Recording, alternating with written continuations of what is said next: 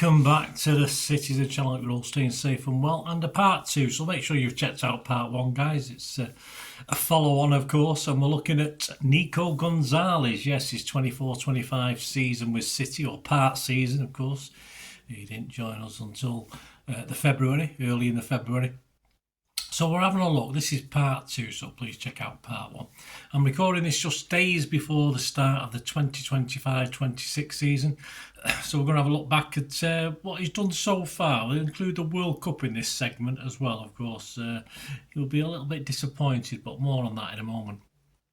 In part one, he'd fortunately missed out on a drab 0-0 Old Trafford when we finished part one, but found it heavy going, of course, previous to this. Every good performance he had, there always seemed to be a low point, some poorer games as well as he tried desperately to settle into the team. Never easy to settle into a Pep team in a first season, never mind half a season.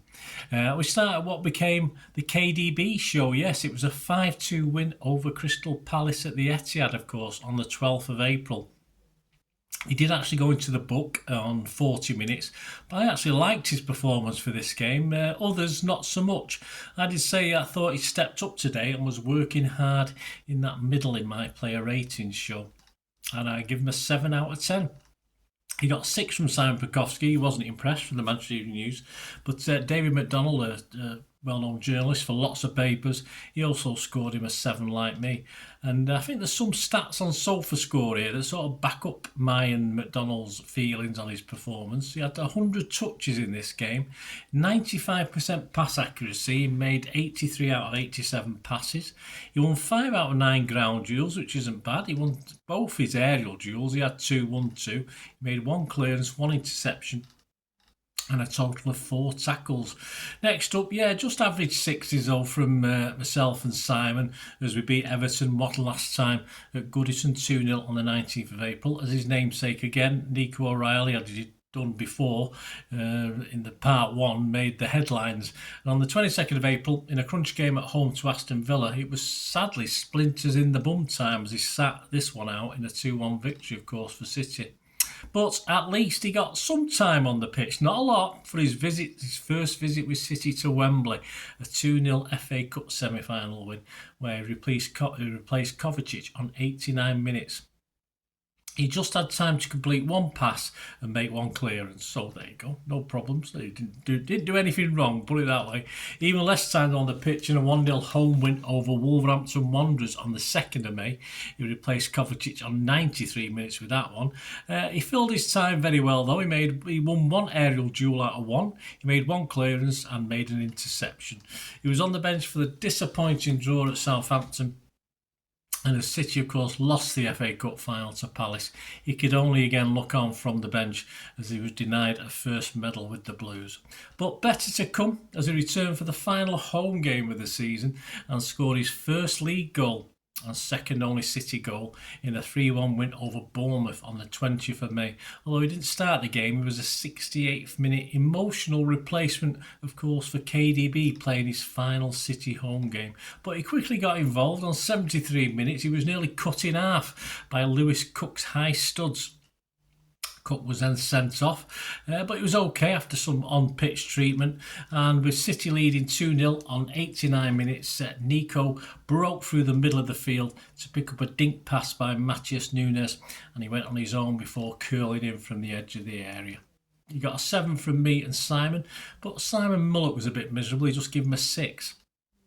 Ironically, he celebrated, should be a bit of a fuzzy picture, my apologies on that one. He celebrated his goal with a returning Rodri, the guy we thought he'd come into cover for, of course, but it wasn't going overly well at the moment.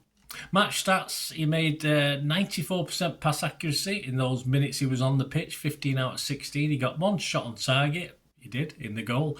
2 ground duels, he won 1 of those. He made 1 clearance and 1 interception. And that took us to the last game of the season and a 2-0 win at Fulham on the 25th of May. Simon Pekowski said of his performance he was more happy pushing forward than sitting back and looked to make things happen, although he tired in the second half. He scored him a 7. I said I thought he started very well but visibly faded out just a little and scored him a 6.5. He had managed in that game against Fulham 1 shot on target, One ground duel, 1 out of 3. Just on one aerial duel, he lost that one. He made 3 clearances, 2 interceptions and 1 tackle. In Simon Bukowski's sum up for the season, he said of Nico, this was in the Manchester Evening newspaper, he said of Nico Gonzalez, hailed by Pep as Mini Rodri. After putting on a clinic in a crunch game with Newcastle, it was strange to see him used so scarcely afterwards. It probably was, but there were reasons, of course, as you probably have found out from mainly part 1. Simon rated his part season, though, a 7 out of 10. Of course, when I did my end of season ratings for season 24-25, I said this of Nico at the time: a player who has the highest ratings of anyone for both myself and the Manchester Evening News. He got a 7.25 average rating in the games he played with the Evening News and a 7.13 for me. But he was another that Pep put on the back burner, more or less till forced to play him in Kovacic's absence for the last game of the season. I think his best performance, though, was possibly his debut, the 4-0 win back in February over Newcastle. So we have to go back a little bit for that one. His stats, as per Stats City website, in the Premier League, he made 9 starts and 2 sub-appearances with 1 goal. In the FA Cup, he made 1 start and 3 sub-appearances, no goals. And in the Champions League, just 1 appearance and 1 goal. It would always, of course, be very interesting with the return of Rodders, what Pep would do with Nico in the Club World Cup. But he can only be disappointed for that, Nico, as he started just 1 game of the 4, the 6-0 win against Al Ain. Simon Bukowski said of his game, his only appearance, he had a hairy Leyton Orient style moment in the first half, but brushed it off. Still feels like number 6 isn't his best position.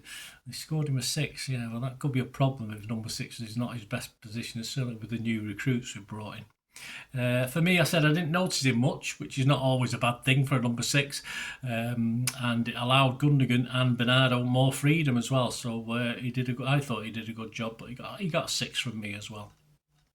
His match stats for that game: he had 69 touches. He had 59 passes were accurate out of 62, so 95%. He played 2 long balls, both were accurate.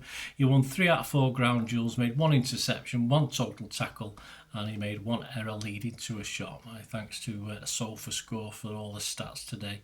His lack of game time and the arrival, of course, of new players in the summer transfer window started the rumours and the World Club Cup finished as to whether City were willing to part with the midfielder, looking for a buyer already.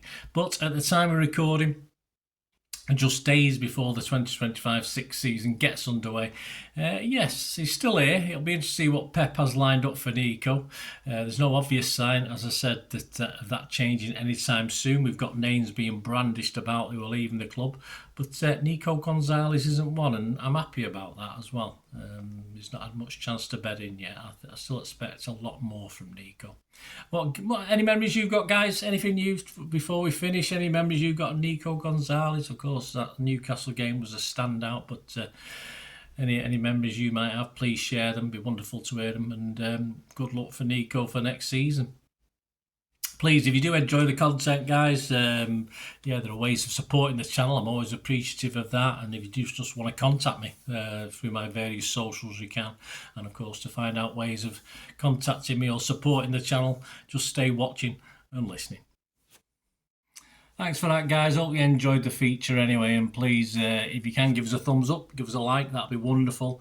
And if you're not already a subscriber, it'd be great if you could subscribe. It's absolutely free. Also, check out all my social media links. They'll be in the description and comments below if you want to follow me on TikTok, Instagram, X, Facebook. We can chat on there and do all things City, of course. Also, if you're into film and TV, don't forget a lot of this channel is film and TV stuff. I love me film and TV like I do City. So if you're into that, have a look. Or even though somebody who might not be that bothered about the football but likes film and TV, give them a kick in my direction. I'll be very grateful. And special thanks as ever to supporters of the channel.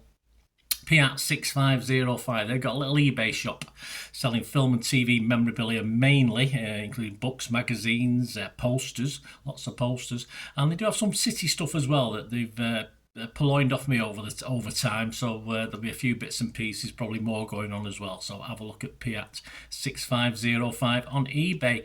And yes, if you do go onto eBay, and if you remember, we do have memberships, 99p a month. You get early access to all my vlogs. So as soon as I do them, you get them. Sometimes it could be months before they're published generally. So a lot of the history stuff, so you have access. The membership gives you access to that. It gives you 10% extra off at Piat 6505 if you want to buy any of that memorabilia. That's all, you can actually gain that from being a member and support the channel. That's a great way of supporting the channel, of course, like watching the ads on the original thing that you've seen now, my original feature. That'd be fantastic. So yeah, also before we go, podcasts. If you like your podcasts, I do a podcast with Mike Long in South Korea. It's called Bolt from the Blue, in our 8th season.